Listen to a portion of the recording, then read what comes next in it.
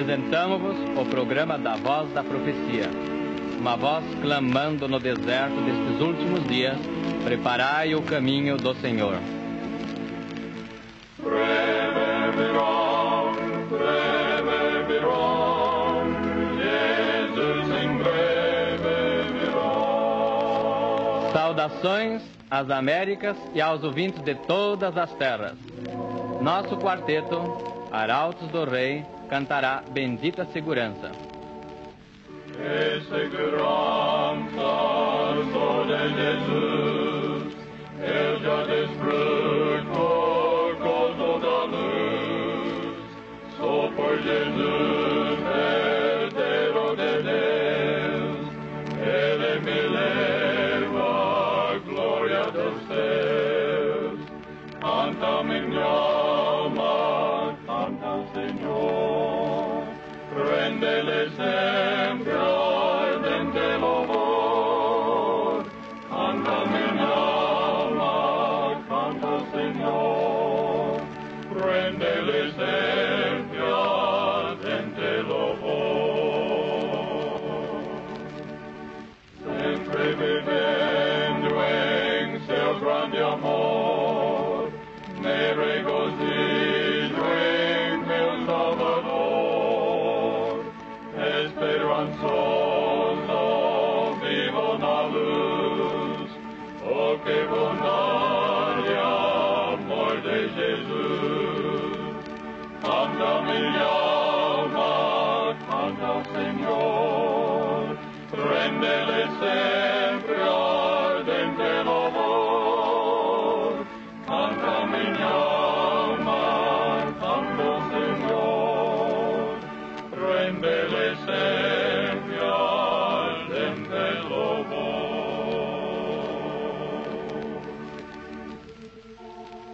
Amado Pai Celestial, santificado seja o Teu nome. Vimos a Ti implorar que neste dia abençoes nossos ouvintes em todas as partes do mundo. Lembra-te especialmente dos aflitos e dos desanimados. Possam eles sentir que estás perto deles. Se conosco ao estudarmos Tua palavra, pedimos em nome de Jesus.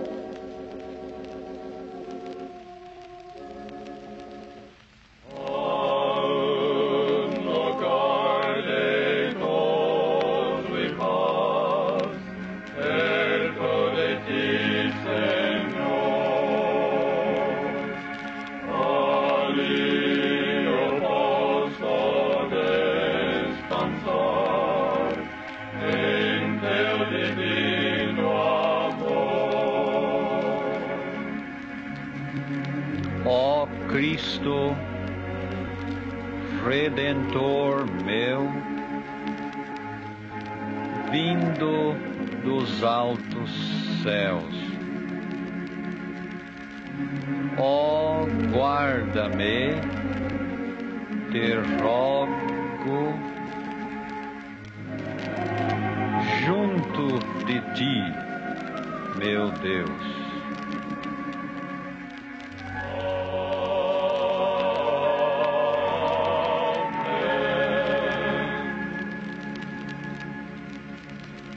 Temos hoje um importante anúncio a fazer.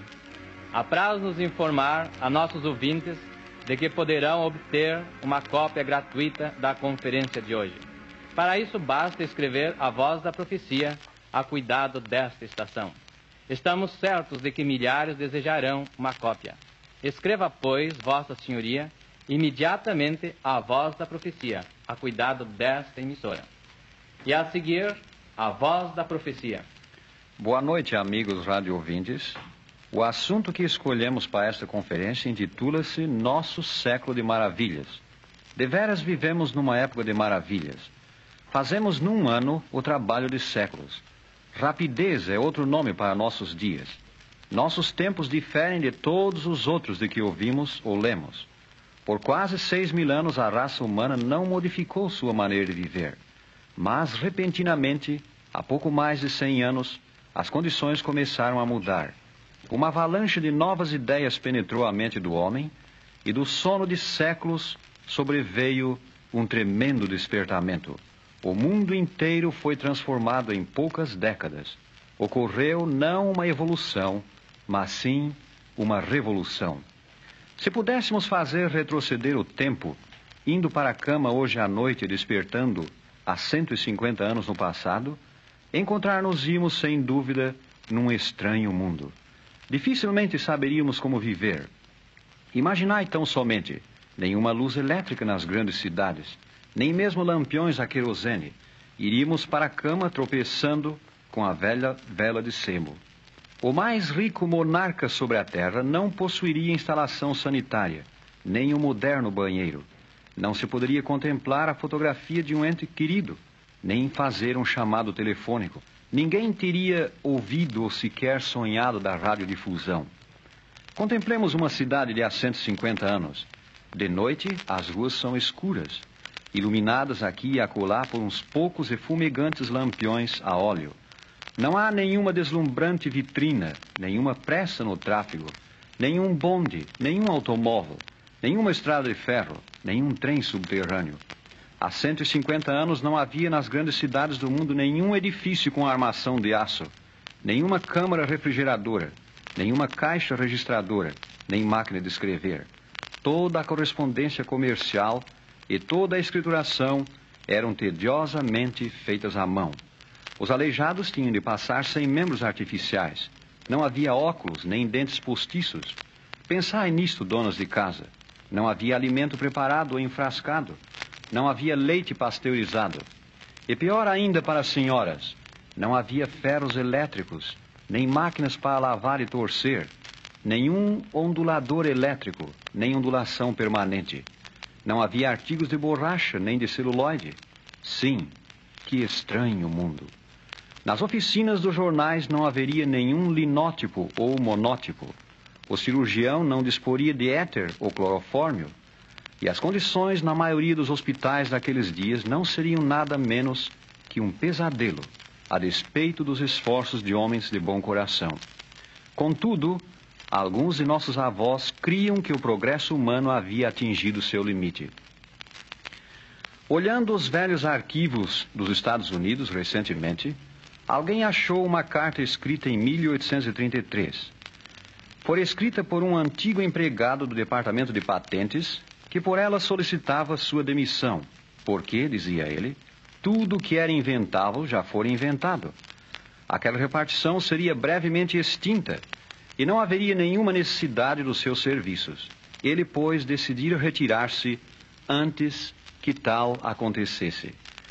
O autor daquela carta provavelmente nunca viu um comboio ferroviário. Ele nunca serviu-se de um elevador. Motores a gasolina e aeroplanos não eram nem sequer a matéria dos sonhos. O autor da carta lia à luz de candeeiro. Jamais vira luz a gás, muito menos luz elétrica. Nunca ouviu o ruído do telégrafo, e o telefone lhe pareceria uma viagem à lua. O cinema lhe faria lembrar a magia negra, e a ideia de que se poderia inventar uma máquina com a qual o homem voaria por cima das nuvens como um pássaro, ter-lhe parecido totalmente absurda. O prelo moderno, o linótipo, os raios-x, o rádio, tais coisas ainda estavam por inventar, e muito depois que ele estivesse morto. Ele não poderia imaginar o automóvel. Não poderia sonhar de que se faria um canhão capaz de lançar granadas a mais de 110 quilômetros. Agora mesmo as invenções se sucedem tão rapidamente que já não nos maravilhamos ao aparecer mais uma. A televisão já se anunciou à porta. Já se aperfeiçoaram máquinas que podem tornar uma pessoa invisível. O que significam estas coisas? Ao chamar a atenção para as maravilhas de nossa época, não é o nosso propósito meramente despertar admiração, mas sim mostrar a significação destas coisas à luz da palavra profética. Qual a razão de essas máquinas que nos poupam o trabalho, bem como dessas maravilhas de comunicação e transporte, terem vindo justamente em nosso tempo? Por que foram elas todas deixadas para este último século? Aqui se contém uma lição para todo mundo.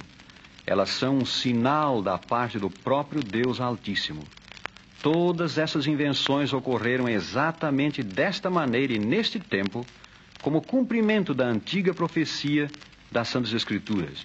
E elas vieram a ser a fim de que Deus as empregue na execução do seu propósito na terra. Lemos a aludida profecia em Daniel 12, versículo 4. Tu, porém, Daniel, encerra as palavras e sela o livro até o tempo do fim. Muitos correrão de uma para outra parte, e a ciência se multiplicará. O profeta Daniel é aqui instruído a selar o seu livro até um tempo futuro, chamado o tempo do fim.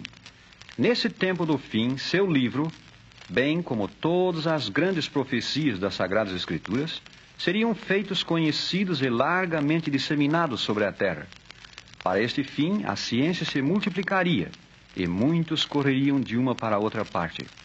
Não é este um quadro fiel dos nossos dias? O mundo inteiro está numa corrida. Ponderai de novo as palavras do profeta. No tempo do fim, muitos correrão de uma para outra parte, e a ciência se multiplicará. Pensai no aumento de rapidez nos meios de transporte nesta última geração. Comparai a antiga diligência com o trem moderno.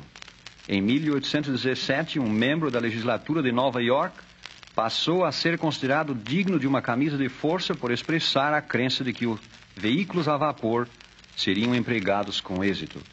Um pouco mais tarde, em Lancaster, nos Estados Unidos da América do Norte, negou-se aos jovens da comunidade o uso do prédio escolar para a discussão do assunto de estradas de ferro, alegando a junta responsável as seguintes razões. A escola está às vossas ordens para discutir qualquer questão razoável, mas coisas tais como estradas de ferro e telégrafos são impossibilidades e positiva infidelidade. Se Deus tivesse planejado que suas criaturas racionais viajassem a vapor a assustadora velocidade de 24 quilômetros horários, ele o teria claramente predito por seus santos profetas. Isto é um ardil de Satanás para levar ao inferno almas imortais. A 24 quilômetros por hora. Os rápidos trens modernos fazem 160 quilômetros horários e poderão fazer ainda mais quando as estradas forem tornadas mais retas e dotadas de trilhos mais pesados. O primeiro anúncio de estradas de ferro publicado nas Américas apareceu num jornal norte-americano nessas palavras. Atenção! A locomotiva construída pelo Sr. Baldwin desta cidade partirá diariamente com uma composição de carros passageiros, havendo bom tempo. Havendo mau tempo, carros tirados a cavalo correrão no mesmo horário.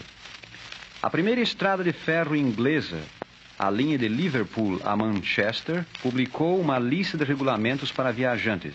Dela se lê: primeiro, toda pessoa que deseje viajar de Liverpool a Manchester ou vice-versa, ou em qualquer trecho da linha, deve, com 24 horas de antecedência, fazer uma petição ao agente local da estrada, mencionando nome, endereço, lugar de nascimento, idade, ocupação e a razão por que deseja viajar.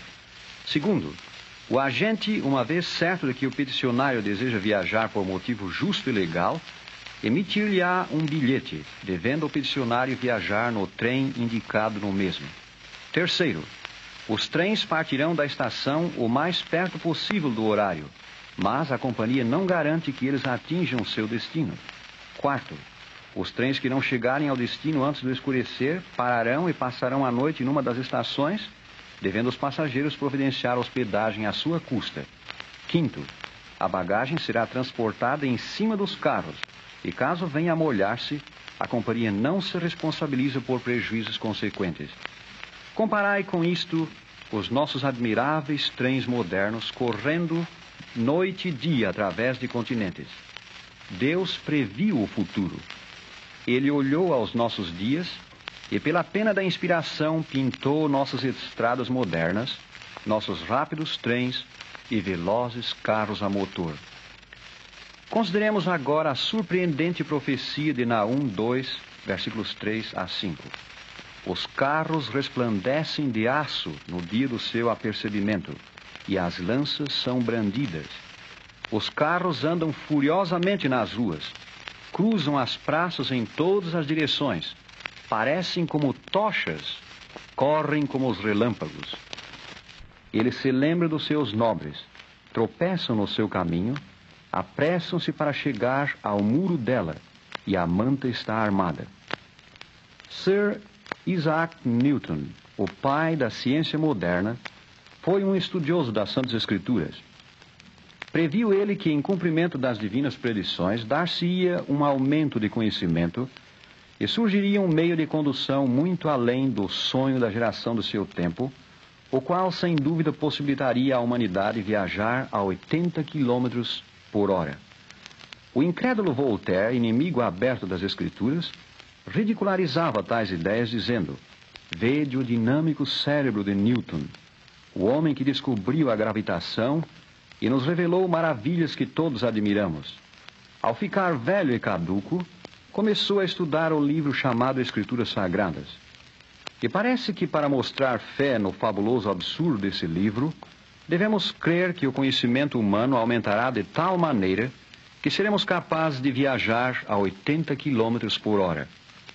Deixamos aos nossos ouvintes o decidir quem era o caduco: Voltaire, que ria das Santas Escrituras, ou Newton, que cria nelas.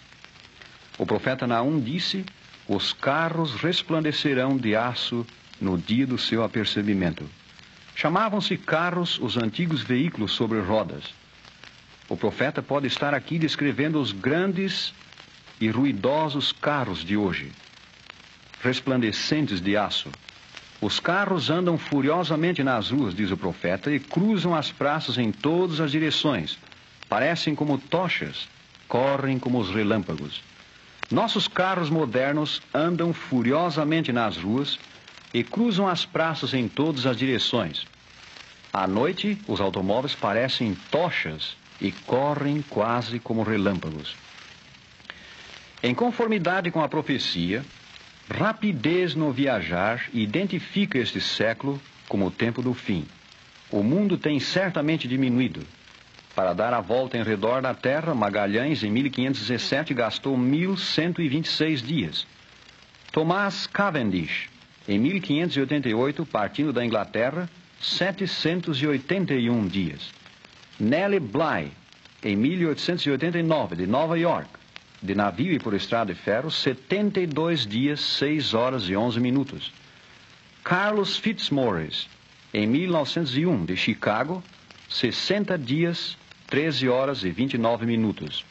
João Mears, em 1913, de Nova York, 35 dias, 21 horas e 36 minutos. O Graf Zeppelin, em 1929, 20 dias e 4 horas.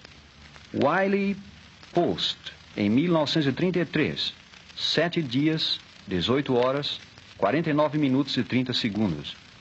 E, finalmente, Howard Hughes, em 1938, 3 dias, 19 horas, 8 minutos e 10 segundos. Leiamos agora Isaías 60, versículo 8. Quem são estes que vêm voando como as nuvens e como pombas para as suas janelas? A palavra quem prova que se trata de pessoas, não de aves. Santos Dumont aspirou conhecer o que Salomão chamou o caminho da águia no ar, Provérbios 30, 19. Após sucessivas experiências em França, conseguiu ele, em 1901, realizar o primeiro voo em dirigível. Hoje, os homens voam a quase 800 km horários e prometem alcançar 1.600, ou seja, maior velocidade que a das balas dos canhões de há 100 anos. Declara uma grande autoridade: podemos embarcar num aparelho provido de foguetes e visitar a Lua, prosseguindo então para Marte, Vênus e ainda mais longe. Este novo método de locomoção já recebeu um nome. Chama-se astronáutica. Temos já quase alcançado o fim deste século, século da culminação do gênio e do pecado humanos, de miraculosas invenções e decadência moral. A esperança humana da inauguração de uma época melhor só poderá realizar-se pela intervenção divina na vinda de Cristo, que é o legítimo governador deste mundo. De acordo com o profeta Daniel, No tempo do fim, os homens correriam de uma para outra parte e a ciência se multiplicaria. O tempo do fim não é o fim do tempo. É um curto período de tempo precedendo o fim.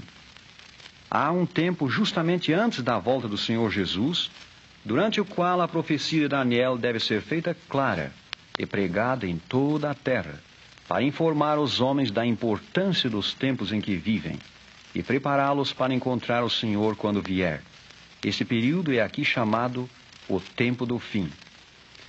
O aumento da ciência consistiria primordialmente de maior conhecimento das Santas Escrituras, e o correr de uma para outra parte seria primordialmente para disseminar esse conhecimento.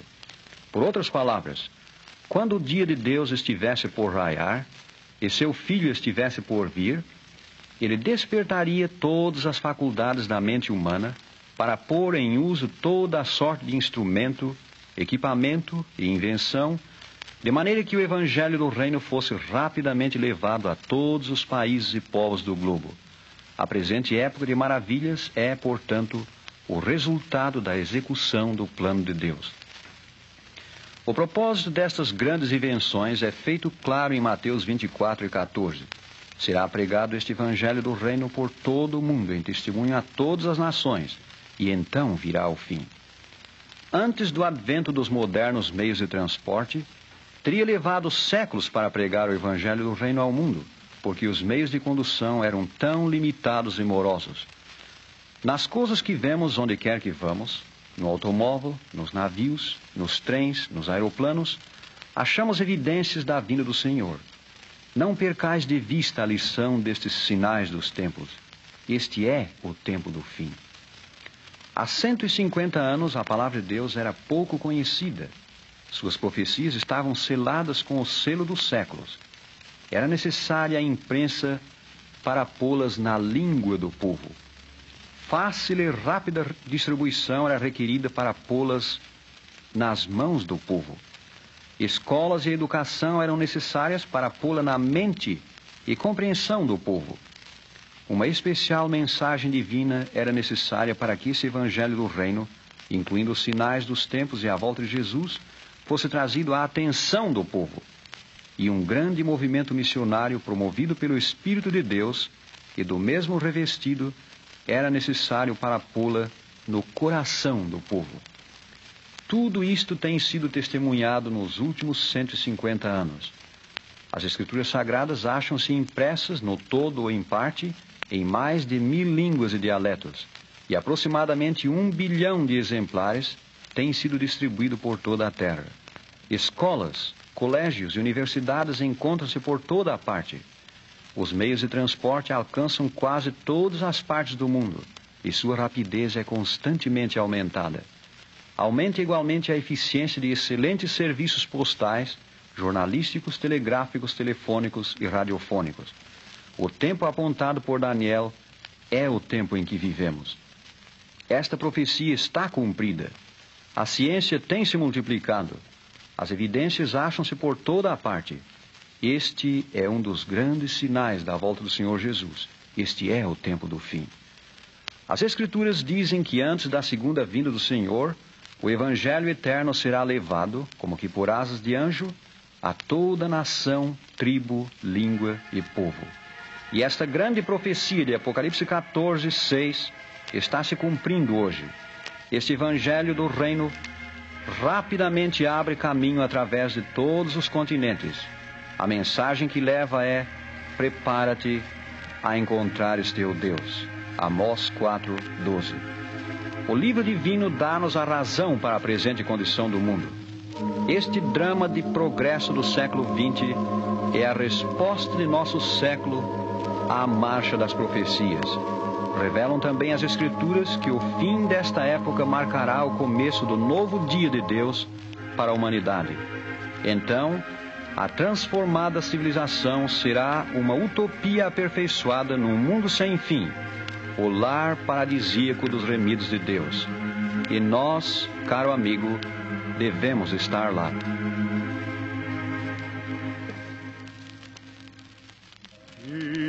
Espero amanhã raidosa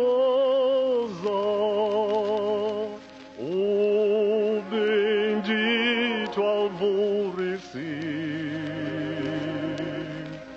quando as mágoas e tristezas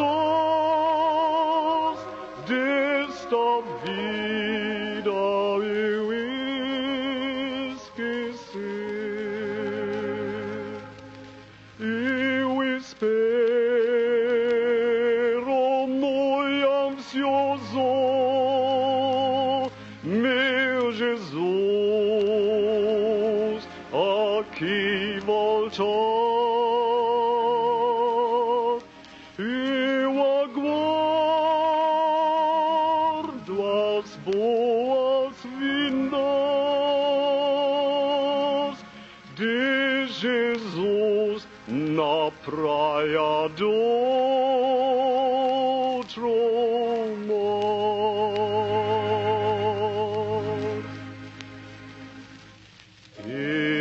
Espero, confio, aguardo o celeste lar de amor, como um viajor saudoso quero a vinda do Senhor. Eu espero muito ansioso meu Jesus aqui voltar. Eu aguardo as boas-vindas de Jesus na praia do outro mar.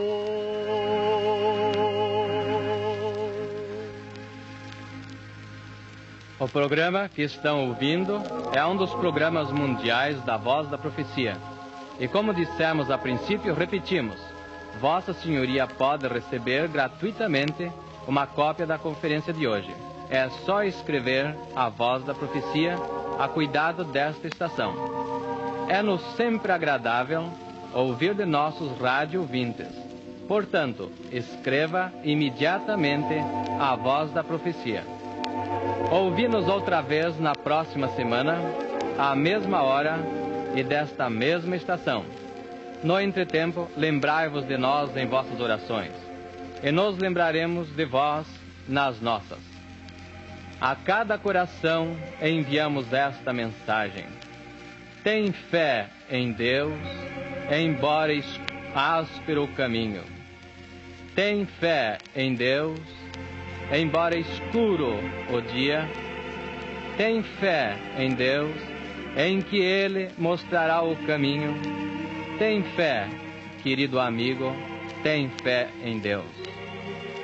E agora não vos dizemos adeus, mas sim, Jeová te abençoe e te guarde. Jeová faça resplandecer o seu rosto sobre ti e se compadeça de ti. Jeová levante sobre ti o seu rosto e te dê a paz.